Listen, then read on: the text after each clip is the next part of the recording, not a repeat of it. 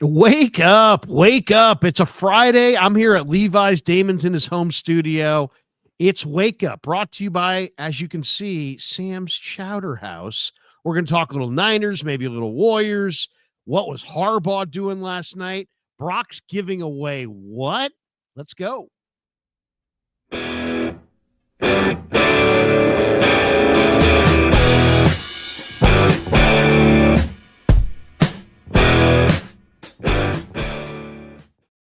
Friday, December 20th, and it is great to have you here on Wake Up. As Larry said, we're brought to you by Sam's Chowder House. Again, huge Christmas meal served next week. Give the person prepping that Christmas meal a day off before or after Christmas by taking them down to Sam's Chowder House. Heck, maybe even get to Sam's Chowder House this weekend and find the best stocking stuffer in the Bay Area, a gift certificate to Sam's Chowder House. That lobster roll works for you all year long. The cioppino, the paella, it's all fantastic. Again, Larry and I, we would love to give each of you a Toyota. Hell, we'd love to give each of you a bowl of paella. This is your YouTube bowl of paella. Thank you for being here. Thank you for being here all season long. We got a lot of repeat customers, and we're running out of football season, Larry, and I don't even necessarily know if that's a bad thing for the 49ers. This is a whole year that has just been off kilter the whole way through, and it coming to an end and them hitting the reset button is probably more important than any single accomplishment. Like, there's really nothing left to learn this year.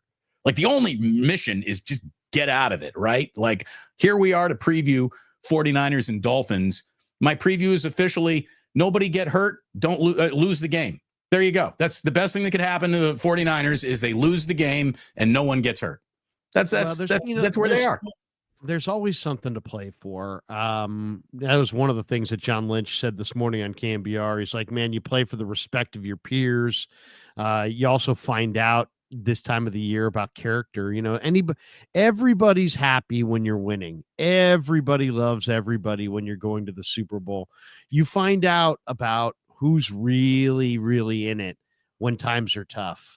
And that's in sports, that's in life. You find out who your friends are once you go through some tough times. You find out who who's really loyal to you when a lot of people bail. And I'm sure it's an interesting time. It's a tough time, but they're going to find out in the next month who wants to play football, as Nick Bosa said, who wants to be a 49er. And there are some things that I think need to get done here as far as business in the last 3 weeks. Like, for example, throw the ball a lot to Ricky Pearsall and Jacob Cowing. Why? Because you don't know what Ayuk or Debo or CMC or what your receiving core is going to have next year. And you got to know going into the offseason, do I need to go into free agency and bring in guys? Do I need to go into the draft and find receivers? Or guess what? Do I have them here? And their names are Jacob Cowing and Ricky Pearsall. So those two guys, I think, need to be featured. Though, Larry. The funny thing is I think that if you do that, and I do suggest you do that, you're getting closer to losing an NFL game than winning it, right? I agree with you. Feed Pearsall, feed Cowing, see what you got. I doubt either eats particularly well unless it's an off day from Miami. Because, the hard times, hey, they've been here since week 3, brother. It's not like the hard times just moved in and now we're going to find out who can play through hard times. They've been here all year long. And I love the lip service. And now we're going to find out who really wants this. We know the one guy who doesn't want it, Devondre Campbell, and he's gone now.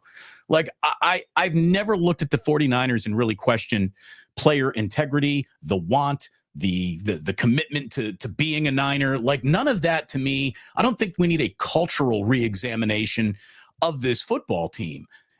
Without Garendo, they're in trouble. Without wide receivers who are proven at an NFL level, they're kind of in trouble in this game. Now, the best thing is Miami is in a might as well lay down and die for draft position type of situation too. Now, Mike McDaniel, still early in his coaching tenure, is, I think, looking to establish those cultural things. Look, if the 49ers run into a win, nobody should be that upset. But there is more value to their future in defeat than victory. I really believe that at this point in time. There's not a lot that I need to be convinced of from the players that we know are coming back. to the point where I would even sit Brock. I really would. Why risk injury to him? I mean, there's things that I'd like to get done in the last part of the year, but I don't think I would sit Brock until the last game. I think I would play Brock and then I would play Tanner Mordecai against Arizona, but there's only 3 games left. The Niners are 6-8. They're tied with Miami, Indy, Cincy, and Dallas at 6-8. So if they lose this game, they will jump ahead of Miami in the draft order. I don't know. If there was a huge difference between the player you could get at 8 as opposed to 15, and there might be. I'm not saying that there isn't. Then maybe it's worth it to be at 8. I'm looking at the Tankathon mock draft. They have Cam Ward and Shador Sanders. Shador Sanders going 1 to the Raiders, Cam Ward going 2 to the Giants, and they have the Niners sitting at right now 15 overall, taking Mikael Williams from Georgia. So if let's just say you moved up to 10, maybe you get like a Malachi Starks or somebody like that from Georgia who's really special safety. I don't know, but it doesn't hurt to have a higher pick, but it also doesn't hurt to establish some good production from some of your younger players. So they've played almost all of their younger players on defense. On offense, they really haven't played their younger players that much. In this game, for example, I would love to see, or this last stretch of the season, I'd love to see Drake Nugent get some run at center. Love to see Izzy Abanikanda get some run. I want to see Tanner Mordecai start week 18 against Arizona because I think it's important to find out what he is. And then other than that, I want to see a lot of Cowing and a lot of Pearsall, and let's force the ball to these guys, force feed these guys, and find out, because you don't know who you may have to lean on these guys. And if they look great, maybe that's a good thing. If they look horrible, maybe that's a good indicator that you can't lean on them and you need to go in a different direction. So I think you got to find out about your young receivers. There aren't a lot of young players other than those 2 guys and Izzy Abanikanda, Drake Nugent. That's really it on defense. Yeah, I agree with you. Maybe a little Jalen Graham. I do. I agree with you. But the time to find out if these young kids could play from scrimmage again was week 2. So let's say they actually discover Jacob Cowing can really play from scrimmage now. Well, it's all too little too late. It almost makes Kyle and his weekly evaluation of who I need up to win this week look bad if those guys come out and play great, right? Not necessarily, because they're ready to go. I mean, the way it is. It's December. Just because you're ready to go in December doesn't mean you were ready to go in April. True, especially for young players. I should say in September. So, I mean, like a guy like Cowing, I don't think at this point we're going to see anything from anybody that makes you go, "Oh my God, where the hell was this guy?" You know what I mean? They don't have that kind of guy sitting on the side. But were you there, Larry? Were you there the week in a game that didn't matter against the Dolphins, where Izzy Abracadabra or whatever his last name is set the NFL single game rushing record? Like, okay, we're probably not getting one of those. But I mean, Izzy is that guy. I mean, Izzy Abanikanda was a mid-round pick who was enormously productive in college in a big conference, who also runs sub 4.3. So he is super intriguing. But they don't have a lot other than him, Mordecai, who also is intriguing because Mordecai actually played some good college football, and let's find out what he is. But yeah, I think that's what this last stretch is. Find out about Mordecai, find out about Abanikanda, find out about Cowing, find out about Pearsall. If they had a good young tight end, you could say, hey, find out about that guy, but they really don't. And all the young players on defense have already played. Evan Anderson's playing regularly. All their young players play. I think I would like to see them sit Warner. And, the other thing I want to see, and we'll talk about this, but I'm okay with Greenlaw playing in this game because I think he needs to find out for himself, can he bounce back after a game and play a second game? I think he has to show that. But if I'm the Niners, and John Lynch said it today on CanBR, he said, they really love Greenlaw. He says, we love Dre. We intend to keep him a Niner for a long, long time. He's a special player. He's a free agent this offseason, Damon. I would sit him and sign him. I would not play him anymore this year. Yeah. After today. I mean, after Sunday. I'd let him play Sunday, and then I'd shut him down, and I would sign him to an extension. That's like my absolute number one thing to do. I would give him full guarantee that you are a part of this team's future. You are a huge part of its past, and you're a made guy, So yeah, you're coming back, and get that deal done quickly. Reassurances. I mean, I know all agents are supposed to be suspicious until they see a signature on a contract, but I think the 49ers do have a reputation of being a team of their word, and they should shut down Dre Greenlaw and just say, look, man, this is going to be good for you in week 1 next year, more than playing out the stretch will be good for you in week 1. It really will. And I don't think they're going to have to do much to convince him of that. He's a smart guy. So it's how do you end the year with competitive dignity, yet not hurt your draft position as you're evaluating a few guys? It's the job that remains. It's not nearly the job you wanted at this point in the year, but it's the job that remains. Larry, I've been watching you. I've been watching, just sports talk in general, not just around the 49ers, but around every single NFL team right now that didn't have the year that they thought they were going to have.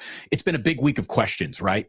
Like, people got a lot of hours of content to fill too. And there's a lot of moving parts on a football team. So you do want to walk around the car and look at it a few times. When it comes to the 49ers, I've heard and read columns on special teams and Sorensen and defense and tackling. And is it early season secondary miscommunication that did the 49ers in? Was it the offensive line, injuries, Shanahan's writer's block? Like, there's a lot of things that went into why this year didn't go the right way. But to me, like, having thought about it and done a show about how the future isn't as dark as you think it is just the other day, Larry, if you really just wanted to put it on one thing, it's been the wide receivers. The 49ers' problems are in their wide receiver group, and they're more exemplified there than I think in any other position group. Yeah, defensive line and line of scrimmage in both directions can get better, but it's just these wide receivers have sucked. And when you think about it, with hindsight always being 20/20, and they did draft Ricky Pearsall, so maybe they felt this a little bit. But I thought that Ricky Pearsall was more of an answer to we don't know what Ayuk is doing more than it was we are scared shitless of what we just saw in this Super Bowl. The 49ers got shut down by Kansas City corners in such a dramatic way, and it felt like they sort of whistled through that. Like, no big deal. We're going to be okay. And then this year it all caught up to them. I mean, I saw the San Francisco Chronicle column by Eric Branch that looked at Brock versus zone coverage, Brock versus man coverage. Brock versus zone coverage, basically the exact same guy he was last year. Identical numbers. His man coverage passes are way down, fell off a cliff. And we know that Brock isn't the one who fell off the cliff. It's the wide receivers. They're the ones who screwed this season up. That's where the biggest problem is. Of course, you want a better offensive line, a better defensive line, better tackling. But these wide receivers are where the whole year ended for the 49ers, I think, more than anything else. I mean, you can re-examine it all the way you want.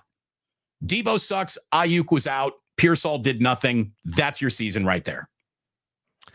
I know I don't look at it that as the wide receivers. I mean, I know the wide receivers haven't been good, right? I mean, Ayuk wasn't the same guy ever as he was last year. He just was at such a high level last year. He never got to that level this year, and then he got hurt. And Pearsall's a rookie. Cowing's a rookie. Debo has had incredible regression. I mean, he's just not doing a whole lot. Brock has had some regression for sure. He's running more.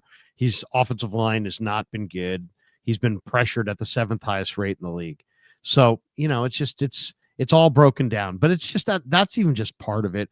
They've just faced a ton of adversity. I mean, if you really look at it, I mean, there are mechanisms within the game that are built in to put a drag on on the teams at the top. And what is that? That's the schedule, right? So, Like next year, the schedule they play is going to be a whole lot easier than the schedule they played this year because they'll play, they won't play the first place schedule like they played this year. And it really does matter because the first place schedule is much more difficult. So that's one. That's like a drag that's normally put on teams that finish first. That's fine. That's normal. That's expected.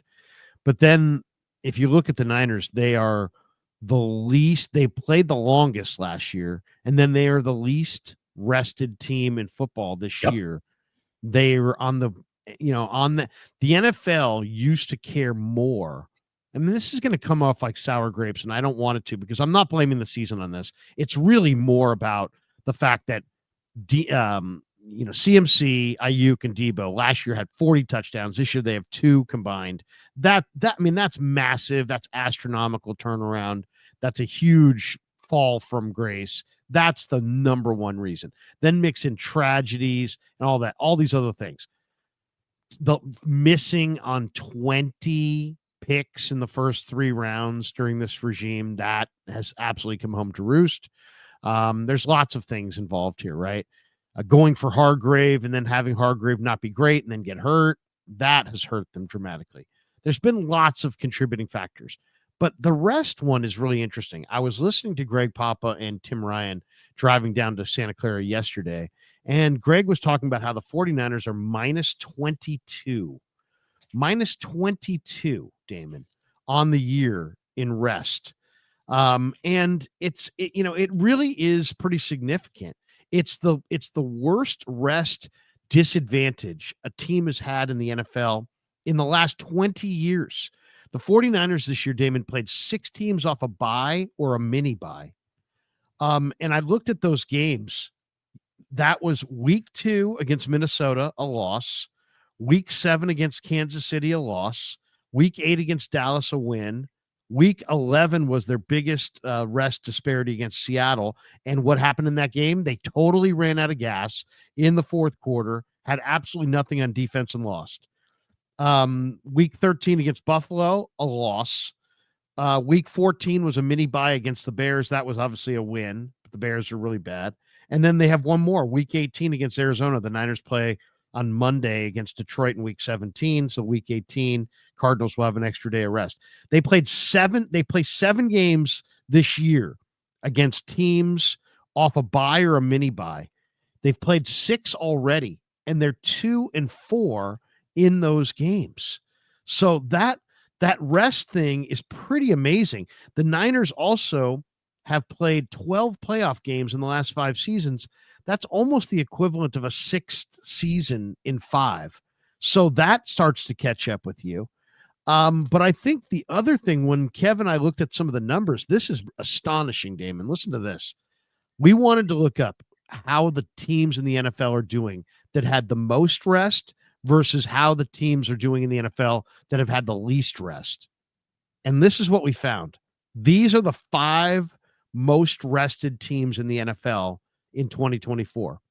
Baltimore, they have plus 16 rest days on their opponents this year. They're 9-5. New England's 3-11, but it's the least talented roster in the NFL. You could give them months of rest and it won't help them. Minnesota, they're 12-2. Philadelphia, they're 12-2 and have won 10 straight. Green Bay, they're 10-4. I mean, you could argue that outside of Buffalo, those are the teams that have the most momentum right now towards a Super Bowl, and they're all the most rested teams. Here are the least rested teams.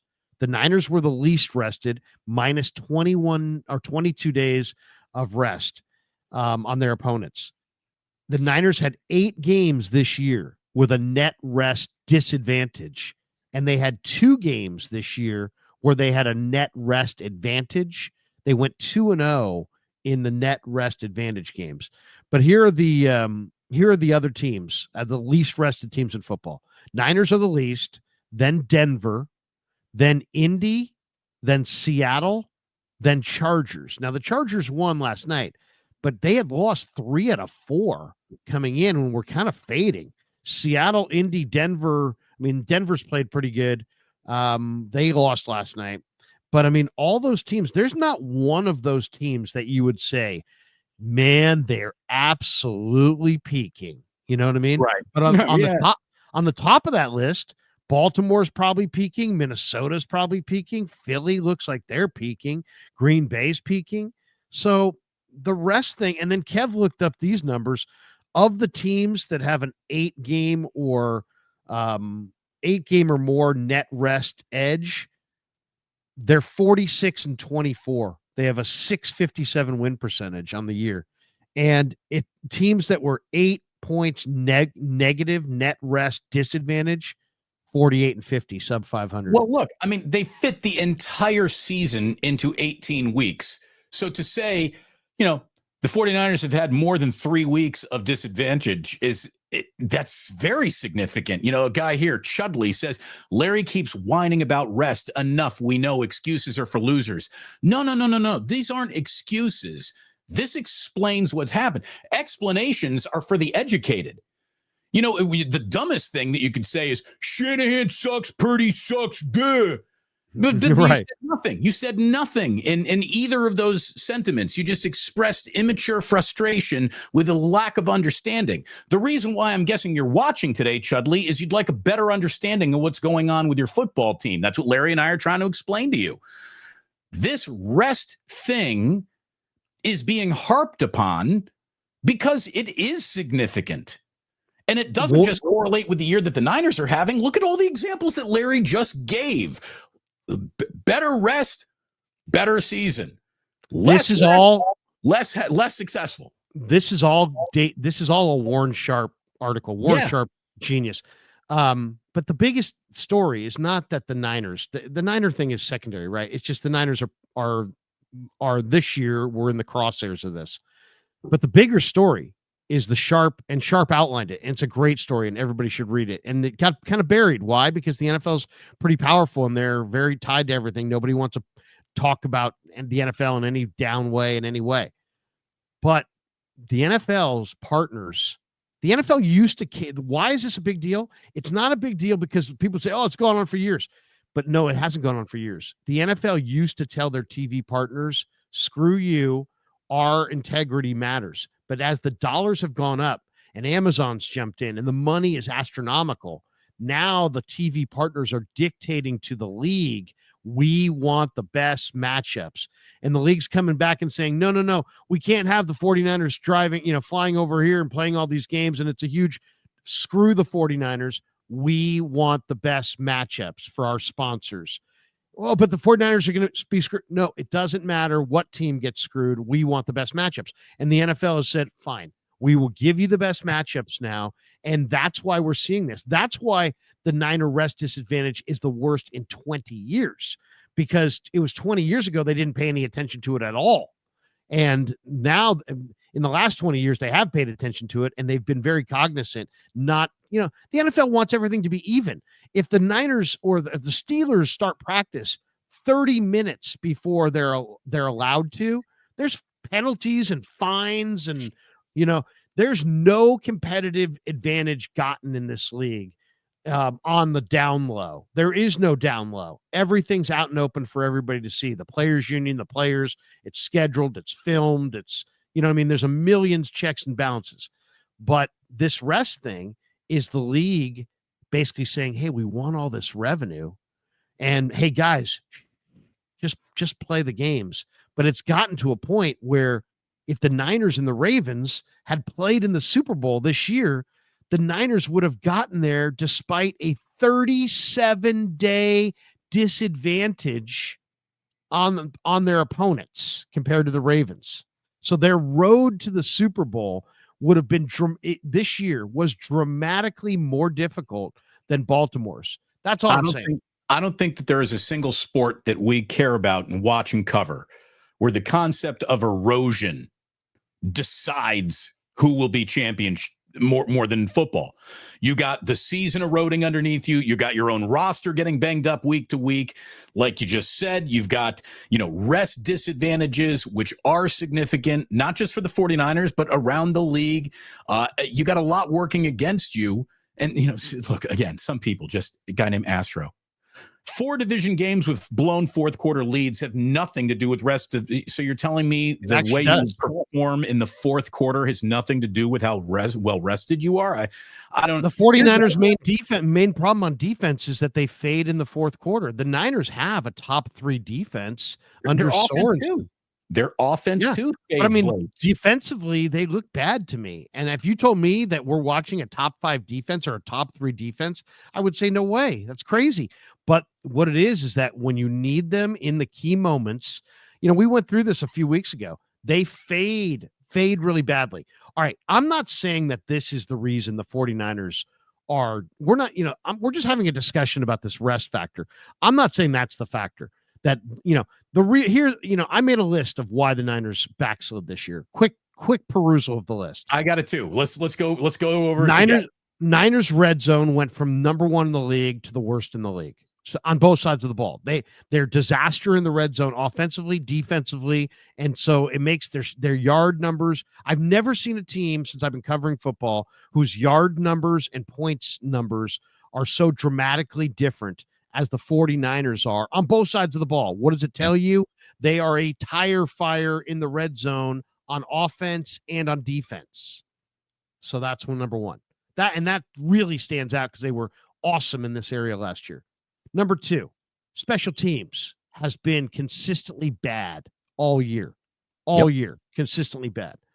Number 3, John Lynch in the front office. I love John Lynch. Great guy, and I think he's a great face of the franchise. Bottom line, though, is the scorecard, and they've missed 20 times in the first 3 rounds in the draft during this regime. 20. That's too many. You can't miss 20 times. You can miss 5 times. You can miss 10 times. You get to 20 times, you've missed too many. It's like turnovers in the NBA. You want 5? No problem. You're great. We'll take 5. 10, you know what? It's no big deal. 20, we got fucking problems. We get to 30, and we got to sit people down. Yeah, I mean, missing 20 players, you only play 22 players, 11 on offense, 11 on defense. You basically blew a football team. 20 misses in the first 3 rounds. If you don't believe me, go look it up.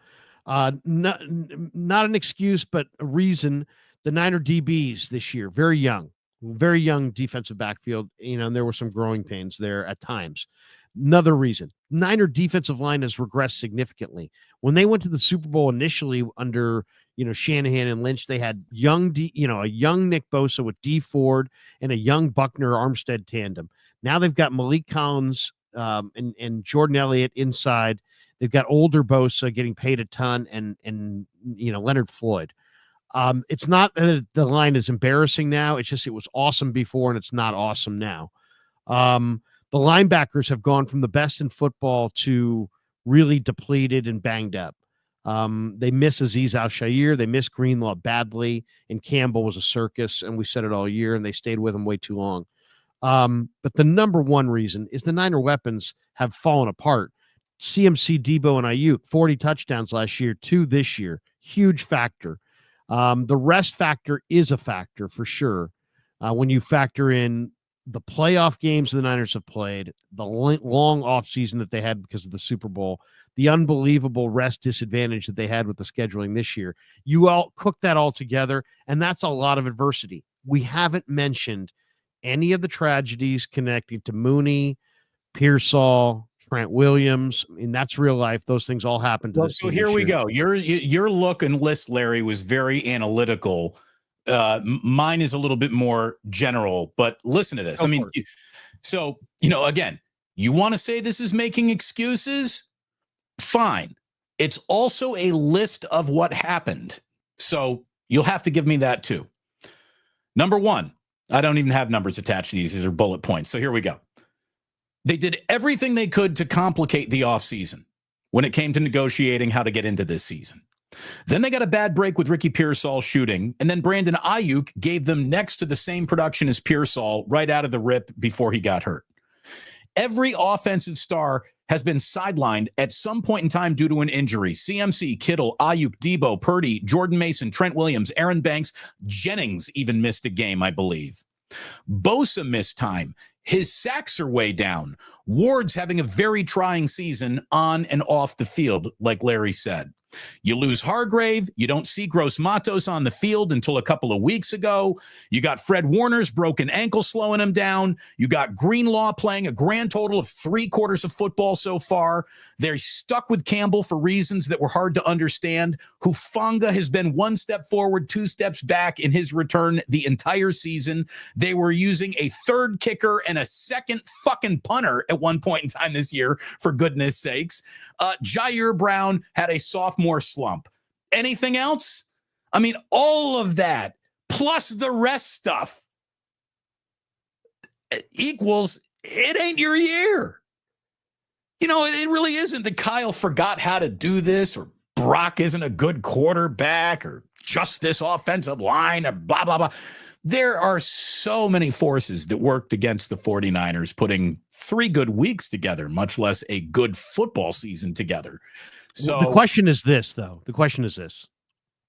If you had to pick one, what's your one? Oh, it's the wide receivers. Like I said, it's wide receiver production is what killed this season, I think, more than any other element of what poisoned the season. Other things, I'll go. Other things put the 49ers in the hospital, but it was the wide receiver production that killed them. Fair. That's fair. I'm going to go, and I always see it this way, but this is kind of the way I see it. I'm going to go with the 20 missed picks. It's a lot of picks, man. It is. Think about that. I mean, if you had 10 missed picks, half as many as you have. Larry, how many? Imagine how much different this football team would be if you had 10 players on it right now who were drafted in rounds 1, 2, or 3 that were playing significant roles for you right now. That's half. That's just taking you made 20 mistakes. That's only wiping away half of your mistakes. How about You're this? Still getting a crappy hit rate there, but you know what I mean? I mean, it's like, that's a lot of mistakes, man, because there's only about 8 or 9 hits there. Let's just say Ronnie Bell were one of those hits. Now, he was a day 3 guy. Okay. All right. Like Danny Gray. Okay. Drake Jackson. Better example there. Let's say Danny Gray, at this point in time, is a Pro Bowl wide receiver. We wouldn't be talking this conversation at all, and the 49ers might be a 9 to 10 win team right now with just one guy giving them Pro Bowl level wide receiver production. What if Drake Jackson was a beast? What if? If? How many of those 20 picks, Larry, do you know how many specifically were wide receivers? We can probably come up with it, right? I have the list. I wrote it. I'll give it to you. Here it is. Here's the list. How many are wide receivers? How many in this? Jalen Hurd, Dante Pettis, Danny Gray, Ricky Pearsall. If one of those four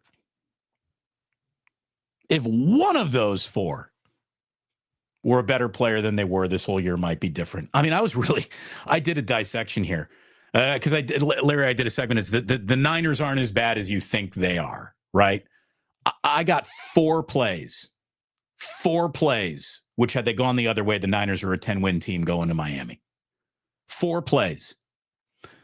They don't give up the special teams big return that got you beat in LA earlier in this year. You win that game. Brock doesn't get picked off late against LA last Thursday. You probably win that game, although there are more steps after it. Every other one of these directly results in a game-deciding score that went against the Niners in a 1-possession game. You don't give up a 97-yard touchdown to Justin Jefferson back in week 2. That's a win. If the Vikings don't have those 7 points, the Niners are winning that game. Had Devondre Campbell not given up that 50-yard touchdown scamper to Kyler Murray on the very first play of that Cardinal game, you win that game. That was a 1-point game. That's 4 wins. You give the Niners 4 more wins right now, they are leading the NFC. So again, has it been a bad, disappointing, down year? Yes. They're 4 plays away from being a first-place football team. That's how slim the margins are. Yeah, in I mean, this league. I'll say this too. I mean, when you are on the top, it feels like you're always going to be on the top. And when you're not, and when you're trying to get up on top, it feels like you'll never get there at times. And the reality is that, the team that's on top is not as far ahead as you think. And the teams that are chasing that team on top are not nearly as far away as they may feel like they are. Right. It's the NFL, and that's Here's- why hold on, I get a visual aid. Here's the best team in football. Here's the worst team in football. Yeah, I mean, here's the best team in the NBA. Here's the worst team in the NBA. Here's the best team in Major League Baseball. Here's the worst team in Major League Baseball. Every other league is like this. Best and worst in football are this close. The NFL is easily the most competitive league in America, I think, as far as the pro leagues, because of what you're saying. And also we see a lot. I mean, there's also, you're not playing the same schedule. I mean, it comes across like everything's even, but it's not even. And where it's not even is the schedule and the rest. And that's why I was highlighting those things, because that's where the league can kind of set things up. If you don't believe it, go check the trends. When the Jets got Aaron Rodgers, the NFL really badly wanted the Jets to be in the playoffs and engage that massive New York advertising audience. And the Jets had rest advantages in like 14 games, and they still didn't make it. So the league can do things and stack things the way they want, if they want. I'm not saying the 49ers are basically they're a victim of their own success. They are one of the NFL's most marketable brands. They're one of the NFL's most iconic franchises. And they've built their franchise, Damon, with so many star players that they're demanded to be in prime time. And when you're demanded to be in prime time, there's a rest disadvantage. And then, you just mix in the fact that, you had the long off season, the Super Bowl, the whole thing. There's always that disadvantage because you're starting your off season later, but they had a rest disadvantage coming in, but then they had a huge rest disadvantage in the year, and it was just too much to overcome. But the number one reason, because I won't point the finger at rest as the number one reason, though it was a factor, it's the missing of the picks. Because if you did hit on these picks, if you hit on some crazy rate, let's say you hit on 18 of 20, you would be the best team in football by a wide margin. You're a dynasty. Really, that's how you become a dynasty. That's how you. Everybody's looking at you, Chiefs. Everybody's looking up at the Niners if they hit on a ridiculous high rate. But the fact that they've missed on 20, and they've only been running the show since 2018, right? Since 2019, I don't think there's a lot of debate to be had here. I guess it's tough to stack who your favorite didn't win the Super Bowl team is. You could have said it was the Bills the last few years, maybe it was the Ravens, but I think if you even measure it just by something as a unique concept of wins and losses, since 2019, the Kansas City Chiefs have the most wins in the NFL, and the 49ers, I believe, are in second place in terms of most wins in the NFL since 2019. And the fact that they've been able to do that with the final pick of the draft as your starting quarterback, with all of those missed picks, is a testament to how good Shanahan and company really are at this. And I know that it's very fashionable to just crap all over Niner incompetence and negligence right now. Again, they aren't nearly as bad as you think they are. They're not nearly as bad as the angriest content creator can scream into his phone about how bad they are. They're not nearly as bad as you think they are.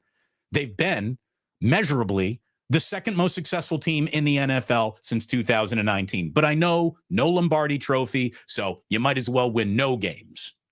Second most wins without a Lombardi trophy is equivalent to lose every single game in every season and still not have a Lombardi. There are fans who think that way. And these are the most miserable people in the world. Like, again, last year was a pretty damn good year. How many people were miserable all through last year as it was a pretty damn good year? And now you get Well, to it's just, and you have to be even more miserable to outperform your last year misery that now you look back at it, you realize was kind of stupid. So now you really got to be miserable. And, Twitter amplifies knuckleheads. yeah, whatever. It's everybody's got their agenda. Digital Drew says, I'm about to get my rest advantage with 3 weeks off for the holidays. Happy holidays. Happy holidays, Digital Drew. I will say this. This is our last show before the holidays. We won't be here on Christmas. So we do want to wish everybody. We're going to do a show on Monday, right? We'll do a show on Monday. Oh, that's right. Okay. We're doing a show on Monday. Yeah. But maybe since it is a Friday, we could have a little fun. Do you have because, you're probably like me in that you probably like sports all your life. And you probably, were what do we get Damon for Christmas? He likes sports. So you've gotten every sports calendar, you peel one every day. You've gotten every sports possible gift of all time. Do you have a favorite Christmas present, whether it be sports related or not? Most of them seems like of mine, my memories are, but do you remember the most excited you ever were for a Christmas present and what that present was? Yes, it was the G.I. Joe hovercraft. Okay. The G.I. Joe hovercraft. Now, my parents were just normal parents. I didn't get the aircraft carrier. That thing was like several $100s and 7 feet long. We didn't have the room for it. We didn't have the money for it. But the G.I. Joe hovercraft was something that I played with. I played with it in the bathtub. I took it to my grandma's pool. I loved that G.I. Joe hovercraft. My second favorite Christmas gift of all time was a 6-foot long, almost life-size framed Lamborghini poster, which when I was 9 years old was the coolest thing I had ever seen. This cherry red Lamborghini framed poster. I remember coming downstairs on Christmas morning, and that was propped up against the fireplace. And, little 9-year-old Damon ran to the Lamborghini poster and hugged it. Like, I love that stupid Lamborghini poster. I wish I still had it. I really did. I'd have it behind me. My dad got my dad, it's funny. I don't know how I got into sports that much because my dad was really not a big sports guy. It just, to me, it clicked. To him, not so much. He would watch a big game. He loved the Masters, that sort of thing. But he wasn't a huge sports fan. But one day, because I had a subscription to Sports Illustrated, he opened it up and he saw all of the Sports Illustrated posters that you would be able to, he got me Shawan Dunston, Mark Grace, Derek May, Ryan Sandberg, a poster of Don Zimmer. I had a poster of Don Zimmer in my room as a little kid because my dad went nuts and ordered every Cubs and Bears poster from the back of Sports Illustrated. And so I got a cachet of posters that I love too. And I think those are my 3 favorite gifts of all time. Shout out first Nintendo ever. You never forget your first Nintendo. That's like losing your virginity. Good Lord. That was incredible. Now, I was a child of the 70s, so my favorite gift ever, and so I you probably start remembering your gifts at what age? 5, 6, something like that. Yeah, all my memories start about the age of 5. The Planet of the Apes treehouse was just unfucking believable. It was it had a swing, it had a trap door. It was my sister got the Barbie townhouse, which was a 3-level extravaganza. It was the dream house. Oh yeah. She got the Barbie townhouse. I got the Planet of the Apes treehouse, and I love that. I loved Cornelius, the wise ape. He was amazing. He was my favorite. Dr. Zayers is Dr. Zayas. One of them was a doctor, right? Yeah, they say it was Cornelius. He was very wise. But no, I love that. I love that toy. The other one, though, as far as greatest sports gift, my dad had a friend, and all my brothers and sisters' birthdays were all in October. So my dad's boss at work would be like, "Oh, you have one kid and who was born in January, and all these other kids are celebrating their birthday." So he would bring me extra presents, and he's like, my dad goes, "Oh, Mr. Agnost has a gift for you, Larry. And it was this box, and I opened it up, and it was 1979 or 1980. So I'm 9 or 10 years old. And it was a team picture of the Pittsburgh Steelers, and then autographed headshots.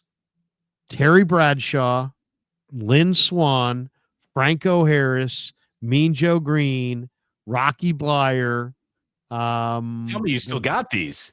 Yes, I still have them. Of course, good. They're in terrible condition because the autographs are all faded, and I played with them. I had them. Right, you put them in the spokes of your bicycle. Yeah, I mean they're tattered. I have it in my office though. But yeah, he gave me autographed pictures of all the Steelers, and at that point, I was a big Steelers guy, right? It was, I was a Niners guy, but of course, it was the '70s, and Niners were horrible. Right. So, when you're a kid, you're drawn to winners when you're a kid, right? That's Steelers, Cowboys. That was the big thing. You were either a Cowboy fan or a Steeler fan in the '70s, outside of being a Niner fan. So I was a big Steeler fan, and I remember just sitting there going, "Oh my God!" I put them up on my mirror. I put them in the, it was like I had those pictures, and it was just amazing. So I remember thinking, "Wow!" And then they autographed all these, so it was very cool. That one stood out for sure. All right, I also remember the first, for one time on Christmas, my dad let me look at the Vanna White Playboy. Nice. Thinking all right, Vanna White, yeah, okay. I don't know why. That's probably not a Christmas. That's kind of creepy. Here is Demo Lenore giving his Niner teammates Christmas presents. Demo, I guess, gave him Louis Vuitton bags. Here we go.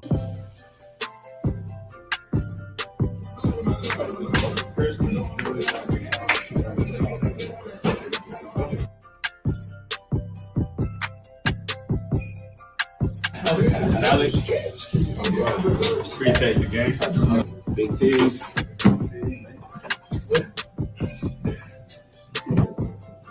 You taking care of the entire secondary? Yeah.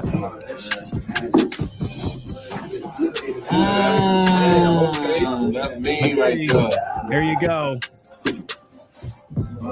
Thing me right there. Yeah, I was in the new bag.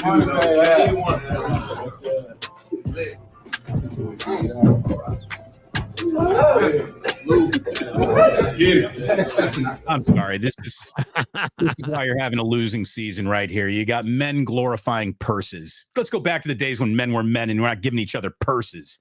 What the fuck? Louis Vuitton bags. Yeah, keep your Louis Vuitton bag. Yeah, I got a Nike bag right here. That's fine. Louis Vuitton bags. The whole damn world's gone soft, Larry. All right, the big story of the day down here in Ninerland is that Brock Purdy gave his offensive lineman. He bought 10. Or well, hold on. He's the voice man. He's the pitch man for Toyota. Yeah, so Toyota probably gave Brock's corporate sponsor wanted a bunch of free pub. Yeah. Brock's knew that guys like us were going to talk about it. Yeah. But it's really cool. I mean, if you can hook up cars for 10 of your friends, do it. And it was awesome that Brock did that. They put a lot of money in his pocket, and they made him look great to his offensive linemen for sure. What was it? A combination of what? There were SUVs and pickup trucks, right, Larry? Who's in there, by the way? Oh no, it was that's just the speaker from that. You're listening to Murph in the background there. He got Sequoias and Tundras. The Sequoia starting MSRP $62,175. The Tundra starting MSRP $40,090. So both nice cars, but we're talking about a guy who makes $1 million a year who just paid basically $1 million in vehicles if he bought them. He didn't buy them; they were gifted. But it's funny. I was talking to Dieter about this last night, and he's like, he just gave his offensive lineman a huge tax bill for the upcoming. I'm like, come on, dude. You've got to be kidding me. You've got Huge to be tax kidding bill me. to you, Dieter. This is couch cushion money to these guys. They'll be fine. They'll be all right. Yeah. Well, what would you want, Damon? Would you want the Tundra, the truck, or would you want the more the family truckster? So The I would. Sequoia, you got Jack and Ozzy. I could see Jack and Ozzy looking out the back windows in that Sequoia. You seem very much like a Sequoia family. I would take the Sequoia because look, the minute you buy a truck, you go number one on everybody's call him to help me move list. You don't want a truck. You're working for U-Haul in that moment that you get a truck here in a city. So, but some guys are real truck guys. Like if you're a truck guy, you'd much rather have that truck, even though it's $20,000 cheaper than the other car, because you're just a truck guy. There are truck guys. Maybe a lot of football guys are truck guys too, Larry. But is it now with the luxury and the twin cab and all that? Is a truck any different than a car? Really? I mean, I'm looking at this Tundra. Well, the truck part. You've got basically it's a sedan with a flatbed. I mean, it's like it looks like a 4-seater. Except for the Tundra looks like you could seat 4 comfortably, easily, and then you've got a truck. That's not a truck. That's like both a truck and a car. By the way, Jacob Gordon referencing one of the great Simpsons episodes right here, the Canyon Arrow. Yeah, get him Canyon Arrows. Look, or the family truckster. Remember from Vacation? Totally. They styled that. They built like the Frankenstein of station wagons for the Griswolds. with like the double-decker headlights. The pea green family truckster. He fell asleep in St. Louis.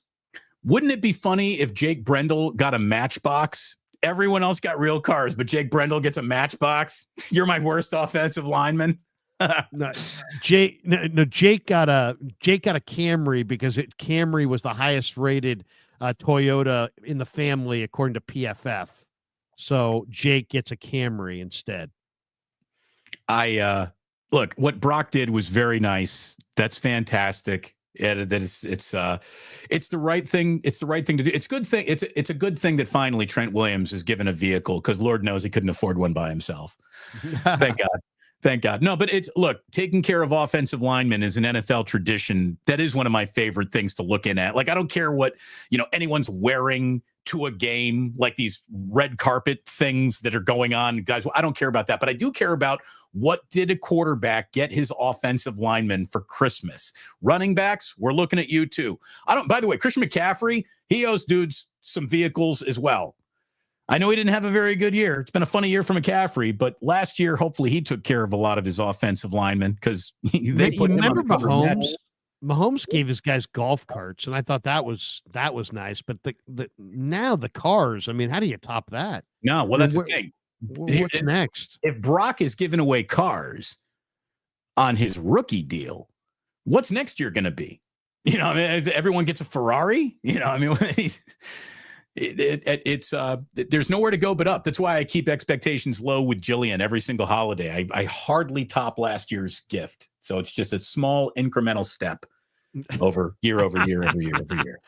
By the way, yesterday, interesting video by Cowherd, and he had Julian Edelman on, and they were discussing Purdy, Damon, and whether or not, he's worth $55 million. Everybody's so fascinated by this contract negotiation, and there's a bunch of quarterbacks making over 50 million, and most of them, none of them have won Super Bowls. Did you say 9? Was that the number? 9 quarterbacks? It's 9, and none of them, I think Burrow's the only one's even over 500 in the playoffs. Everybody else is sub 500 in the playoffs with no Super Bowl rings. Oh, except for Mahomes. But no, he's not making 50 million. He makes 45. He's not even on this list. He's not one of the 9. I mean, I'll give you the list. It's Herbert, Dak, Hurts, Burrow, Lamar, Tua, Goff. Is Aaron Rodgers getting more than 50? Trevor Lawrence. Okay. No. That's 8 of them right there. Anyway, and Brock's 4-2 in the playoffs. Brock's, so they were debating and debating how do how much do you pay Purdy and this and that. And Coward's thing is, you know what? You can't be in the $50 million range if there's a lot of ifs about you. If the weather's right, if you have the right weapons, if. And I understand what he's talking about, but it's like, that's already, you don't think there's ifs on every one of those guys, on Jared Goff, on Dak Prescott. These guys, I mean, to hold Brock to some crazy mythical standards that you're not holding these other guys to just makes no sense. Right. Jalen Hurts lives in a world of ifs. What, come on. If his offensive line was good, if he had the right offensive coordinator, they didn't look too good last year. So they were debating, and and ultimately they came up with this question. Would you rather have Brock Purdy for $55 million a year or Sam Darnold for 40? Sam Darnold is a free agent. I don't know why they feel like Darnold, could be had for 40 and Purdy's costing 55. These are kind of arbitrary numbers because they're both free agents. But Purdy's thought to be getting, a contract north of 50 million, and Sam Darnold, for whatever it's worth, a lot of people are saying he's going to make less. But if that was indeed the case, and Sam Darnold says, I'll sign with you, Niners, for 40 million. And Brock says, you know what? I'll sign with you, Niners, for 55 million. What are you doing? I'm keeping Brock Purdy. I want the consistency. I really do. I think that this was, again, for reasons that we have gone over, with great detail already in this episode of Wake Up. And by the way, like and subscribe, everyone. Welcome and thank you. I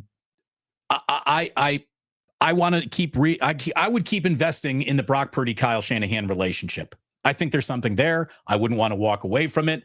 Sam Darnold, again, it's funny how Brock Purdy, people worry about him with no weapons around him. Yet Sam Darnold never played a good football season until he gets to Minnesota, and he's got a collection of weapons that other teams are envious of. But you think that you can remove Sam Darnold from Justin Jefferson and Jordan Addison and get the same dude? You think you can take Darnold line? You think you can take Kevin O'Connell and that good offensive line and all those weapons away from Sam Darnold and put him in fucking Carolina, and Sam Darnold saving Carolina? We did that. Sam Darnold couldn't play there. Going to happen next year if you did get Sam Darnold and you say, okay, Ricky Pearsall, Jacob Cowing, and Debo, I guess that's probably the best that you could hope for because Ayuk will be hurt. All right, Sam Darnold. I know last year you had Justin Jefferson and Jordan Addison. Now you've got these guys. Oh, Sam Darnold's not doing as well this year. Well, why? It's because he doesn't have the weapons he had. So, I mean, it's like, is he really going to come? I thought Sam Darnold, to me, looked like a strong-armed guy who wanted to be good, but whose overall gift of processing is a little bit slower than Purdy, and he just was a half tick behind, and that's what I saw. I mean, he obviously looks good in Minnesota this year. They're having a lot of success. They're 12-2. He's been fantastic. He's still young. He's got a big arm. I know a lot of people want a big arm because Brock's deep ball has kind of fluttered a little bit in the last month. But I would go with Purdy as well. My quarterback room next year would be Purdy, Mordecai, and a rookie. And TBD. Give me a rookie. I'll take a rookie. I like Tyler Van Dyke out of Wisconsin. I like Riley Leonard, who's playing tonight against your Indiana Hoosiers. And by the way, that's going to be awesome tonight. I can't wait for that. But I'm a big fan. I don't know how much you've watched at Notre Dame, Damon, but Riley, I love the quarterback you guys have too. He's from Canada. He's tough as hell. But I really love this Riley Leonard kid. He's 6'4", 220. He doesn't have a huge arm. He's got just an okay arm, but he can run, and he's got lots of moxie, and he makes a lot of good decisions at the line of scrimmage. He's really a good football player. I love this running back they have, Love. I like Notre Dame to win this game tonight, but this is going to be an awesome game. These are two of the best teams in college football for sure. Larry, I like Notre Dame to win this game. I like Notre Dame to win this game tonight. Yeah, I mean, if Indiana wins, it's an upset. You cannot pretend in any scenario that Indiana in its first ever college football play. Not only is Indiana in the first ever college football playoffs, Indiana just had its first ever good season of college football since a Rose Bowl appearance in the 60s. Okay, like this is a year that there's nothing but gravy left for this team. The shot that they got is a defensive line and a group of linebackers that can take your really good offense and do damage to it. If Notre Dame cannot run the ball tonight, and running against Indiana has been hard to do all year, the Hoosiers hit enough plays offensively to be in this game in the fourth quarter. Something can happen. I could also see the scope of the game, the feel of that crowd. I could see Indiana be a bit overwhelmed tonight, the same way that they were a bit overwhelmed in Columbus too. I hope I'm wrong. I'm always fearful. I'm always waiting for the sky to fall on my Hoosiers. And it has only fallen on them once all year. This is the single biggest football game in the history of Indiana University. It's going to be. But let's see what happens. And by the way, tickets to get in and there the tonight? Spread. But what do you think of the spread? It's Indiana getting 7. I kind of like Indiana with those points. I don't. I don't, Larry. I'm very fearful of tonight. Really? Yeah. Okay. I was thinking about teasing it down to making it Indiana, Notre Dame pick 'em. I'm the I don't know. the battered spouse in this relationship. Like, I get the yips around Indiana. I get, I'm worried. I'm worried, but because here's the thing, we're also in. It's already been great mode. Here's an email that I never thought I was going to get in my life, Larry. From the IU Athletic. I've still signed up for like IU Athletic Department emails. Right. And they're like, our allotment of tickets to the game in South Bend is so small, it's essentially reserved for the families of starters on this team. Like the whole, you are not getting it. You're not getting into South Bend tonight. You're not getting into Notre Dame Stadium unless you're dropping like $2-3 grand to get in there. It's just not happening. And the email basically said, and what I can't believe, I never thought I'd get this email. It'll be easier to get Sugar Bowl tickets than it is tickets to Notre Dame. I never thought I'd read that sentence out loud from an Indiana email. It'll be easier to get tickets to the Sugar Bowl if we win this game. And let me tell you, if we do win this game, Carson Beck is done. So Georgia's a little bit in question now. Okay. The winner of this game will have the easiest opportunity to beat Georgia that's existed probably in 3 years. So there's a lot of motivation to win this game because you could be in the college football semifinals. It's unbelievable. It's unbelievable that Indiana's even in this conversation. I'm already giddy. There's a bowl game going on right now, by the way. The Cure Bowl is going on as we speak. Ohio leading Jacksonville State 14-7. So there you go. By the way, the Cure Bowl, everyone should have to dress like an emo with with like combed forward hair, and everyone should have to sing "A Forest" by The Cure, and you don't get a churro, you get heroin and depression at the concession stand. Your cheerleaders they were good in high school, cutting themselves. You got cheerleaders cutting themselves. The emo bowl with The Cure. Sure, let's do Cure. It was a hot band in high school. Tulane in Florida go later today at 12:30 in the Union Home Mortgage Gasparilla Bowl. Gators 10-point favorites there, and then tonight in South Bend on ABC.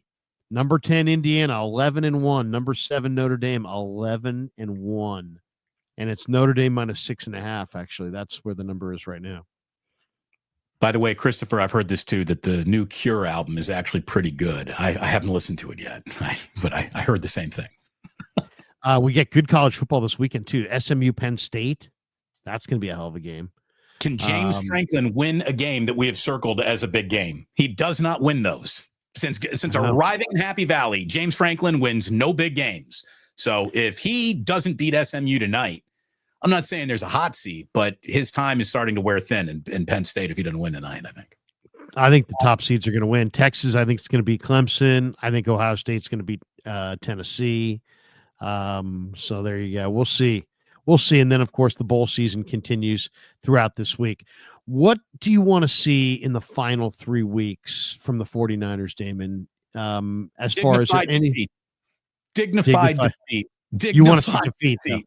Yes. Put Put 3 games in a loss season into your loss column and see if you're not in the top 10 when it comes to draft picks next year.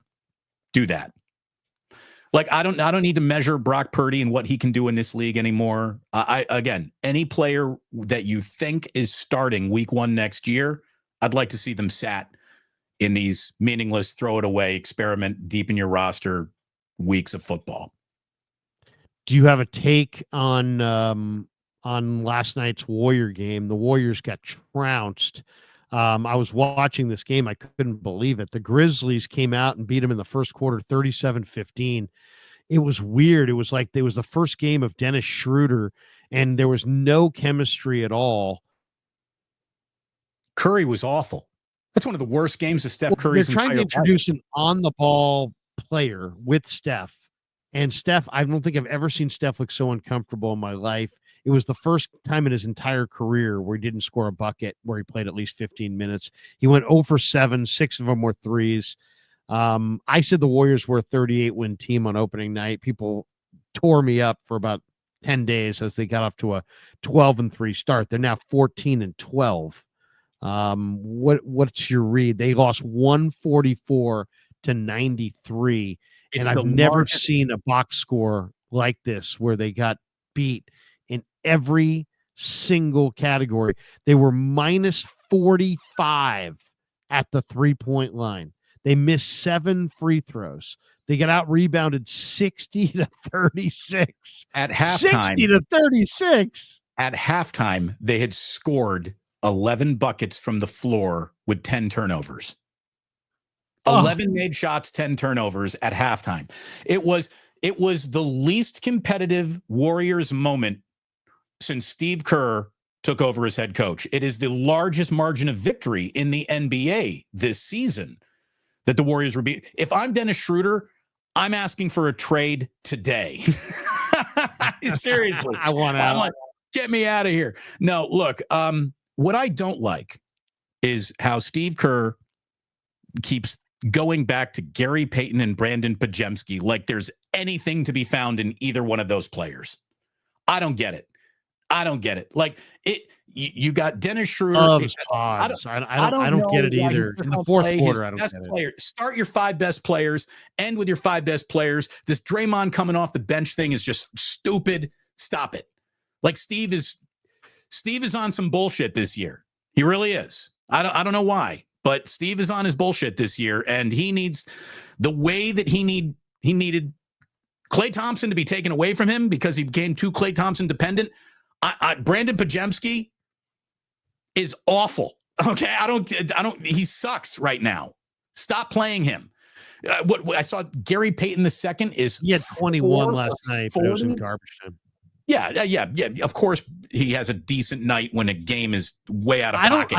I don't think you can finish with Pajemski because he can't shoot and he can't finish inside. So what's left to do? He's a total non-offensive factor. He basically his only thing he does good on the floor is get to some loose balls and rebound and kind of recycle it around. He can't shoot from the perimeter with any consistency, and he doesn't even try to finish inside because he doesn't have length and he can't finish. So it's like, what would you say you do here? I mean, what's his role? You can't be just a rebounding small guard who doesn't defend. I mean, they need to trade him. I mean, Damon's reading Jim Park. I don't even know who Jim Park is. So no, I'm not. I pass no thoughts of anyone else's off as my own. Please stop. You're such a Jim Park guy. Every time I hear you open your mouth, I think that's Jim Park. There's Jim Park again. Who's Jim Park? I don't even know who that is. Does that guy cover the Warriors? I don't know. Old man Park's kid. The Parks boy. Yeah. Look, I don't even know who that is. Maybe I should follow him. If he's look at it this way, he and I probably think alike here. That game was Chan Ho. That game was so disappointing last night that I am now in the official, I don't care what you do. After watching that game last night, I'm not here to tell you that Jimmy Butler's too old. Don't trade for that guy. I don't want Jimmy Butler. I don't want him either, but I'll take Jimmy Butler over what I saw last night any day of the week. And, Jonathan Kuminga, you're either going to play him 30 minutes or trade him. Figure it the fuck out and do one or the other. Like this on the fence with, we're going to make a move, we're not going to make a move. This is going to happen. What do you think of this move? What do you think of this move? I thought of this one the other day because the Warriors need a big man, and they need a big man who can shoot. Vucevic? Yeah, it's a deal for Vucevic, but it includes Kuminga. What do you think of Kuminga in a deal with some other salaries for Vucevic and Giddey? Because the Warriors clearly want to find some more on-the-ball guys. And if you're going to have – because you want to free up Steph in his twilight years to play off the ball, use less energy, not run all over Timbuktu, but play off the ball a little bit more and shoot the ball because he's the greatest shooter of all time. So how about you get a big point guard like a Giddey, and then, whether you keep Schroeder or not, okay, fine. But go get a guy like that, let him run point at sometimes, play Steph off the ball, and then get another big man who can actually really shoot the ball. If they get a Vucevic type big who can shoot, I mean, that's an incredibly valuable piece. And he's an older player, so the price tag's reasonable. I think they're going to want Kuminga, but that's why you ask for Giddey because Kerr liked Giddey in the draft. I like Giddey. I think Giddey is a 6'8" point. I think he'd be the perfect player to play opposite Steph in Steph's twilight. And then especially if you had another shooter like Vucevic, to me that I'll do that trade. Sure. If the game plan is to try to separate or try to surround Steph with some pieces that can help him contend for that fifth title, I think Giddey and Vucevic get him there. What do you think? Yeah, I was talking with Tyler on Wednesday. That's the thing. I want to see the Warriors execute a trade that gives Steph the best chance to maybe win a title in this year or next year. And after that, guess what? This franchise will fall on its face. Okay, there is no, and everything post Steph Curry was great as well. No, that doesn't exist, folks. You will run into some rough seasons in the post Steph Curry era ahead. I believe that. No dynasty ends with, and everything was fine after that. It really doesn't. So I don't think that there's any way to prevent the screeching halt of success at some point, which means you better milk as much success out of this as you got right now. So yeah, Podziemski, Kuminga, any young player, get rid of them all. I don't care anymore because Steve's not going to play him, or he's going to play him in such a weird way that they're not quite effective. Go get players that can help Steph win now, and I don't care whose feelings are hurt at the end of it. I really don't anymore. So, yeah, I don't think there's no two timeline. There's no, we got to keep Kuminga because when Steph's gone, Kuminga's going to, no, my ass. I don't know. And how about this? If you trade Kuminga and Kuminga goes somewhere and he turns into a great player and he's an all-star, good for him. I'm not going to hold it against the Warriors. They need to do something now. Just don't, I don't know. I don't, look, you traded Poole for Paul. Okay, because you wanted to get out of the ugly contract that you gave to Jordan Poole. But that was still a 23-year-old player for a 38-year-old fucking player. That you don't want to make those kinds of deals. You're going to drive your team into the ground if you keep making deals like that. So no, I will not trade Jonathan Kuminga for 35 or whatever years old he is, Jimmy Butler. And I certainly am not trading him for LeBron, as some people have suggested. So no to Jimmy Butler, no to LeBron. But the Warriors definitely need to make a move. And if they don't want to pay Kuminga, they probably do have to move him. If it's for a deal that's, give me a young piece back, like a Giddey, or if you want to load up for like a big deal for a Zion Williamson who's broken physically at this point, but if you feel like you can get him fixed, he's a 24-year-old intriguing player. I want to go with a younger player if I can, if I'm going to move Kuminga. I don't want to move Kuminga for somebody who's going to be out of the league in 2 years because you're going to look horrible. He's only 21. I mean, imagine what he's going to be at 25. That's still 4 years from now. The 25 years old. So, I mean, this guy's going to be around for a while, and you're going to look really stupid if you trade him for a guy who's 35. So I just hope that if they do move Kuminga, they get a young piece to the puzzle, like a Giddey, like a Zion Williamson, or there's a couple of younger players. The trade that you make better have Steph back in the Western Conference Finals, right? I mean, that's it. Yeah. Like I don't care what Kuminga becomes in his next location if the Warriors are back in the Western Conference Finals. One baseball note, the Astros have made news this morning. They have signed Christian Walker. The free agent jumps to the Astros. That's a little bit of a surprise. He was seeking a 4-year deal, and he got big money. He gets 3 years, $60 million, according to Bob Nightingale. So he leaves Arizona for Houston. And the Giants still don't have a first baseman. They're talking about Corbin Burns. Get that guy out of the division. That's good. Corbin Burns is what everyone wants under their Christmas tree if you're a Giants fan, right? Well, that's what they're talking. But you know what?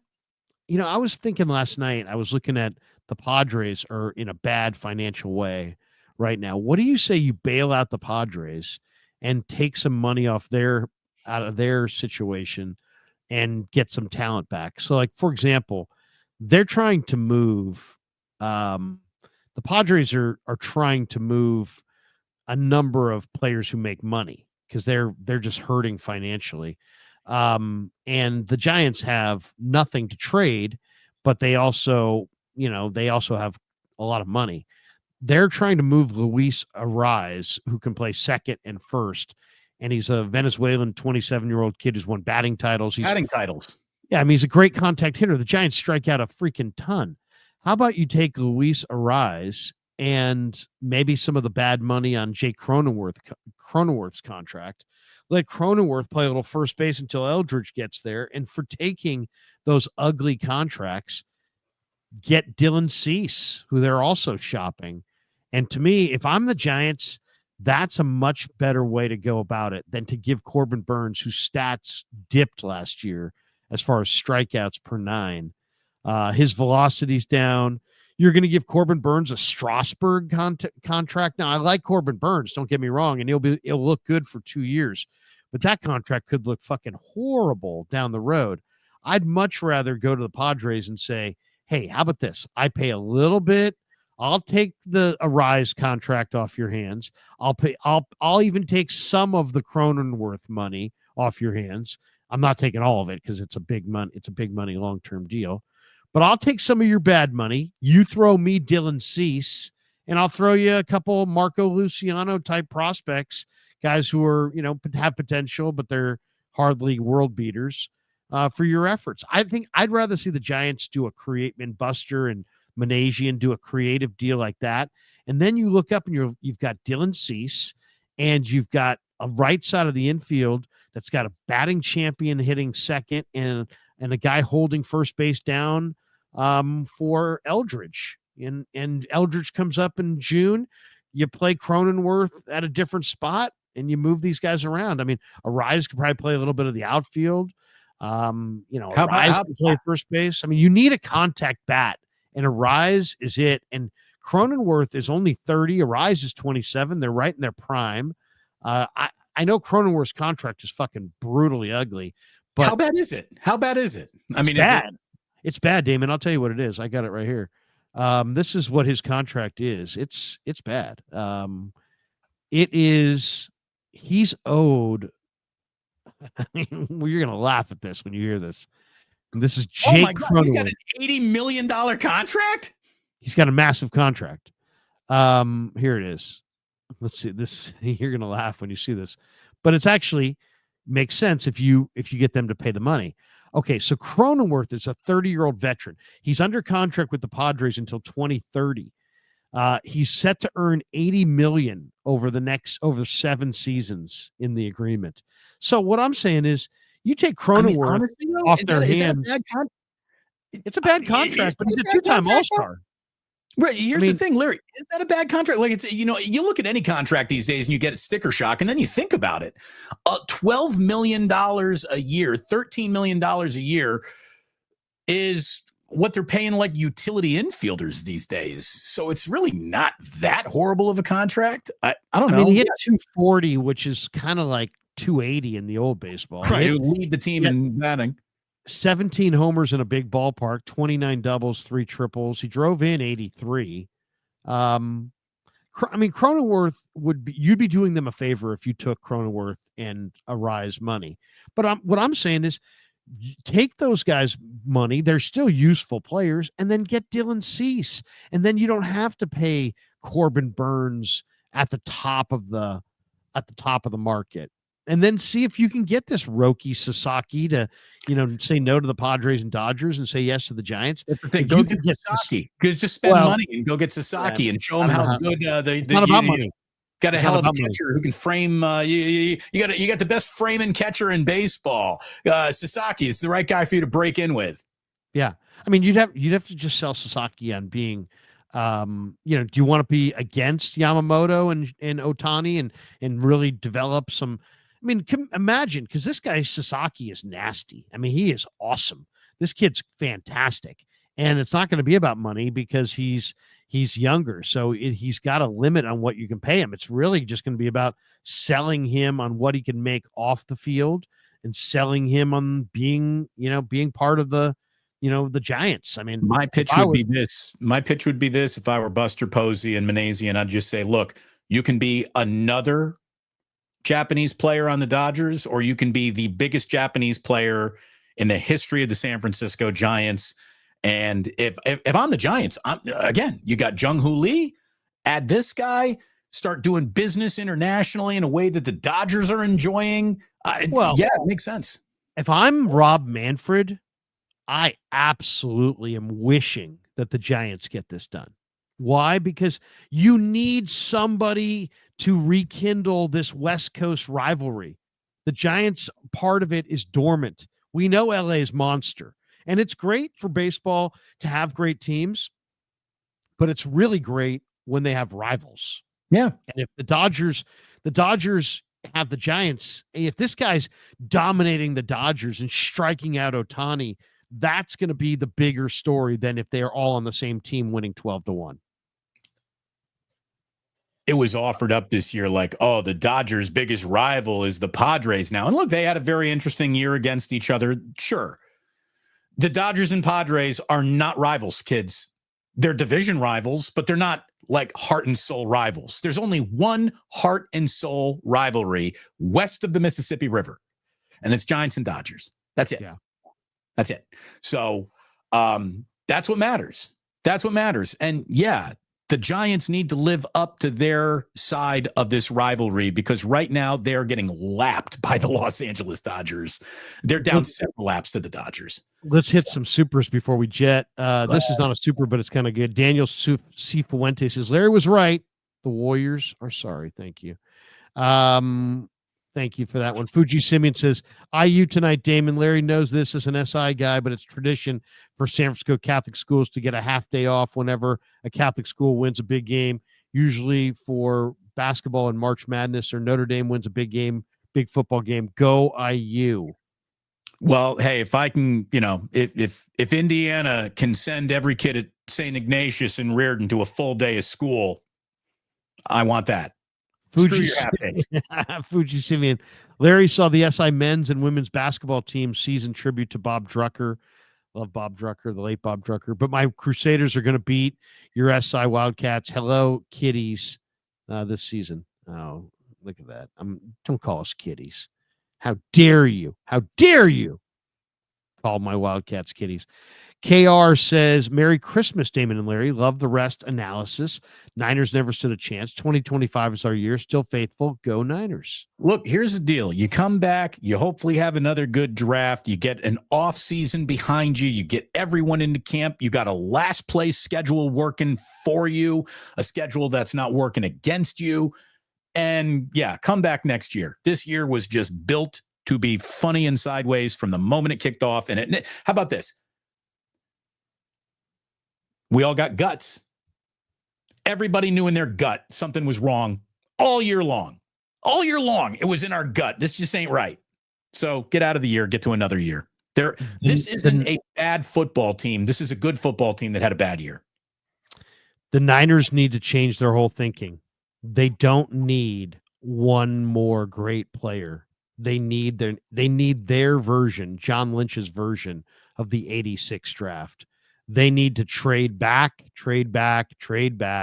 get a bunch of picks and stock up, because they need a lot. They really need a lot. They have to have a productive draft this offseason, and they need it to be a 15-player draft. KR says, Merry Christmas. He's still faithful. I was going to say, KR, you sound too, emotionally solid for sports talk. This is not your spot. Way too adjusted. Thank you. Way too adjusted, way too normal and regular. You're never going to make it. How about some of these coming in on my end of the chat, all right? I mean, God damn. Fuji Simeon is very good for the show.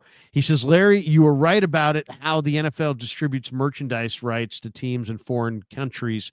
49ers share the UK and Mexico, but don't get Germany because of how big the 49er brand is. And it's unfair for small market NFL teams. Yeah, this is the international expansion and marketing of the NFL. They've awarded teams territories. The Niners have 2 because of their iconic nature. They have both Mexico City and London. And this has only happened in the last 2 years where teams have been able to market themselves. And I believe Vikings are big in Germany, and Germany's a big hotbed for the NFL, by the way. Yeah, look, here's the thing. The 49ers don't need any partnership in any international community for fans to be interested in 49ers merch and gear. The Niners are a brand unto themselves that doesn't need any permission to do business internationally. Like a formal opening up of business and merch stores and all that stuff. Yeah, maybe I'm sure that helps, but the Niners are just a monster. Like this, they all have been. Titans. But the distinction was last year was the first year. Right. The NFL markets itself as an entity. This last year was the first year teams could independently market themselves, and now they're kind of competing for the markets, to be honest. Jay Mills says 1 injury away from Larry at cornerback and Damon at running back. How disappointed would Niner fans be? And this corner has been toasted for the 14th time today, and he's just vomited on the field.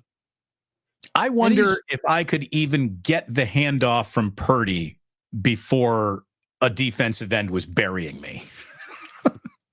I would slip down. Could I even get to the ball? Could I make it to the handoff, much less the line of scrimmage, much less beyond it?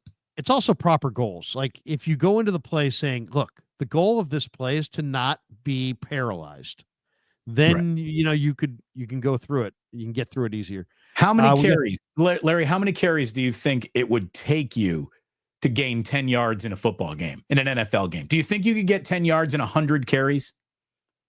No. I mean, I could dive forward, but even then I would probably try to slide forward. It would be bad. It would be bad. You'd be leading with the crown of your helmet and you would have a neck halo injury within 3 downs. It would just be bad. It would just be bad. Fuji Simeon says, show the schedule for next week. Obviously no Wednesday show. How about that? There'll be no Wednesday show next week. We will be doing a show on Monday next week, on Friday next week. And I have booked the one and only Lawrence Krueger to join me as my second quarter guest during this weekend's watch party. Is that what we're having right now? I don't know what this is. But we will be hanging out to watch the 49ers Dolphins game together here on YouTube. And Larry will be joining me in the second quarter this week. So that right there is our Christmas gift to you.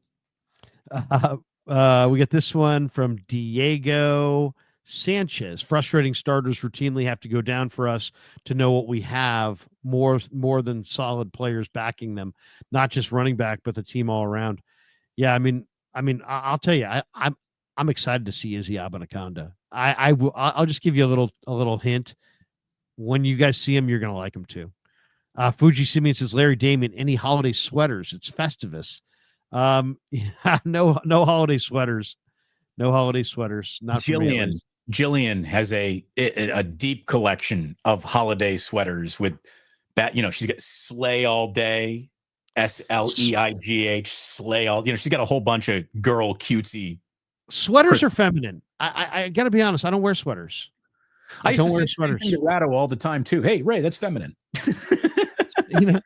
I mean, if you button them down, you're Mr. Rogers, and if you're pullover, I don't know. It's just sweaters, sweatshirts. Okay, sweaters, not so much. Never been a sweater guy myself either.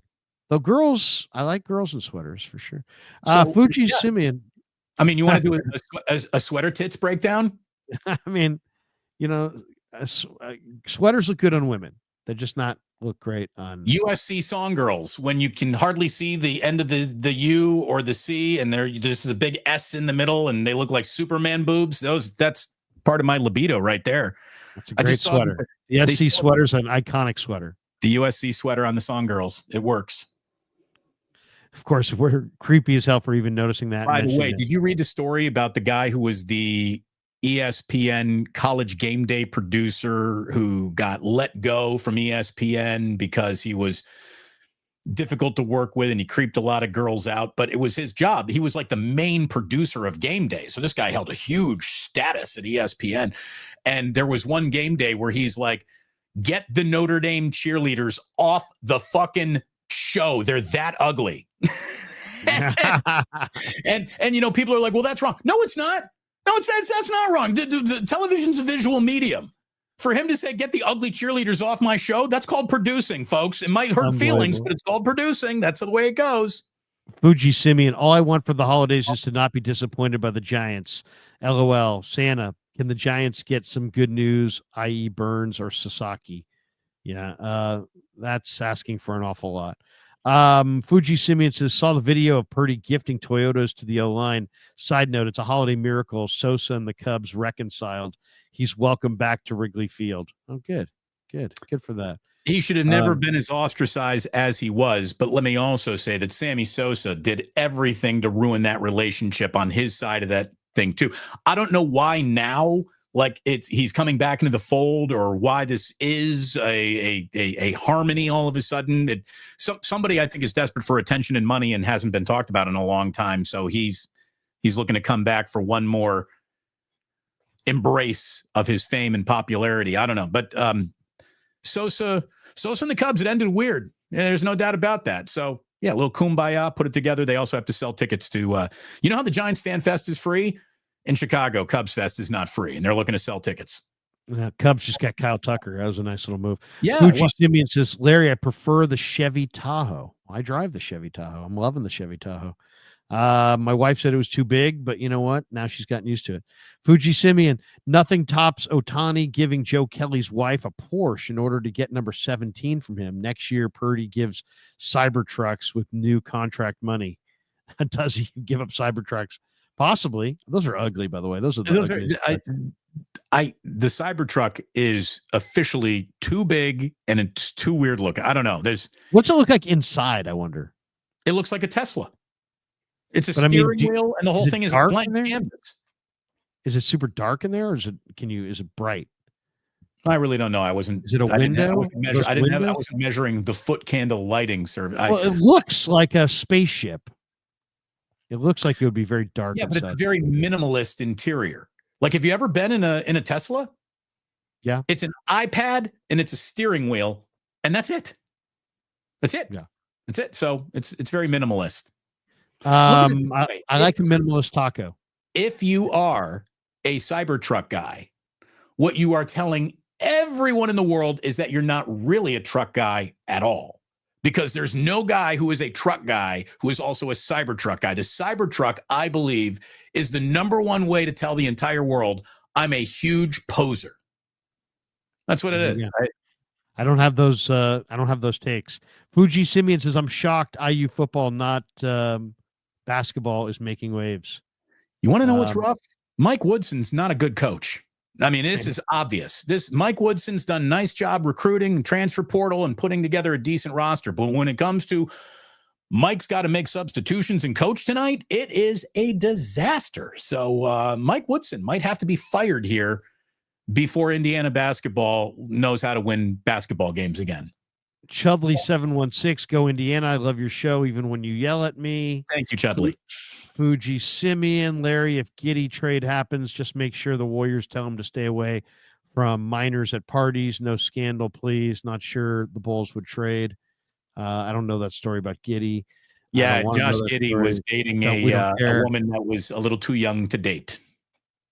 Fuji Simeon says, Larry, does this mean Goldschmidt to the Giants for 1 year? God, I don't want that. Come on, fine, Giants, do something better than old Goldschmidt. Paul Goldschmidt? Paul Goldschmidt? I don't want Paul Goldschmidt. Oh, the king of AT&T Park? No, I don't want him. Dude, He's like, in that it's the same reason I don't want LeBron. I don't want these guys that I rooted against all these years. Goldschmidt can be used as a DH. He rips. I'm tired. I don't like the Giants. I don't like the Giants. I don't care. I don't like the Giants as a halfway house. You know, you don't stop by the Giants to pick up a check on your way out. That was the 70s with Dan Dreesen, Enos Cabell, Al Oliver, David Green. Everybody stopped by for one. Eric Davis stopped by for one last check. No more halfway house for the Giants. Get young players. Fuji Simeon says Steve Cohen will fly in chefs to cook for Sasaki. Roki is a picky eater, i.e. Japanese food. Please, I don't want Dodgers to get him. The talk is Dodgers or Padres, but you know what? Maybe the talk's just talk. Look at it this way. The city of San Francisco is ready to take the Pepsi challenge with any and all Japanese cuisine offered in any other city in the United States. Let's go. Let's do it. Fuji Simeon, can't believe the A's are actually spending money. What's this A's you speak of? And Jorge Luis Sotelo. Oh, wait a second. Sorry about that. He says, University of Miami alum here, rooting hard for the Hoosiers to beat the Catholics tonight. Still planning on moving from Miami to Chicago. Well, you're going to need a winter coat. So, but you'll be moving to a town that's actually got a soul. Miami, a little soulless. So enjoy the move to Chicago. And your man Curtis Rourke has just been a blessing for the Hoosiers. So let's go. Let's shock the world. Let's beat Notre Dame in South Bend. It would be unbelievable. I've always wanted a truck, a cyber truck. So that's my kind of truck. I told Tom the only kind of truck I'd ever drive is a cyber truck. I would first of all, Ralph would have hated Elon Musk. Is there any doubt? Or loved him, one or the other. Yeah, I think Ralph hates. I don't like him vis-a-vis my television, but you know what? At the same time, it's mutual admiration. I think he would admire me if he knew me. I admire him. Vis-a-vis. I watched him vis-a-vis. The Razor. Happy holidays, Razor up there. Do we have one more super here? I think one more came at the end here, Larry. We got this right here. Digital Drew's in the house. Digital Drew. What's up, Digital? He says, rather smash my balls between two large books than sit in a Cybertruck. It's rolling birth control. Merry Christmas and Happy New Year. Rolling birth control. On that note, we call it quits. Everybody have a great Friday. I got Niners practice coming up here. Then Shanahan's going to speak. Check me out at 6 tonight on Niners Nightly. It should be a good show. Curtis Robinson's going to stop by. He's the Niners Walter Payton Man of the Year candidate. And we'll tell you how you can support Curtis Robinson, but great dude. And I caught up with him in the locker room earlier for about 10 minutes. So we're going to play that on the show tonight. So look forward to that. Damon, what do you got cooking today? Nothing. Absolutely nothing else. I'm going to go upstairs and start mentally preparing myself for Indiana Notre Dame tonight. I think I'm going to go to my buddy Greg's bar, the Halfway Club, out on Geneva. I will be thinking about Sam's Chowder House at any and all times, but we're sort of going back to Christmas hours here on the channel, Larry, with it being the holiday week. My mom is in town. The Duchess is here for the next 2 weeks. So the boys got their grandma from Florida in town. So they're giddy. I'm giddy. Our house is full of cookies and grandmas and good things. And I'm doing a prime rib for Christmas Eve dinner. Gonna grill it. Gonna put a little smoke on that bad boy. It's gonna be great. So horseradish sauce will be prepared. Ooh. It's gonna be great dinner. And we'll be dropping some videos, popping in, doing some shows, but we're rolling back to Christmas hours here again. When you're working for yourself, if you can't take Christmas off, what's the point of that? So yeah, exactly. Thanks to everyone who throughout this year has been so supportive of the channel, who has liked and subscribed to Damon Bruce Plus, who has been here to watch Wake Up with me and Larry, whether it be once a week, 3 times a week. We always appreciate your eyeballs on the channels. So thank you very much. Larry, thanks as always to you and Kevin and Amy and your entire family. I wish you all a Merry Christmas. And I know we're doing a show again on Monday, so we'll get all this in. We'll do this Monday. Everyone have a great weekend. And thank you go. so much. Enjoy college football this weekend. Go Niners Go in Hoosiers. Miami. Go Hoosiers. That's all that matters. Go Hoosiers.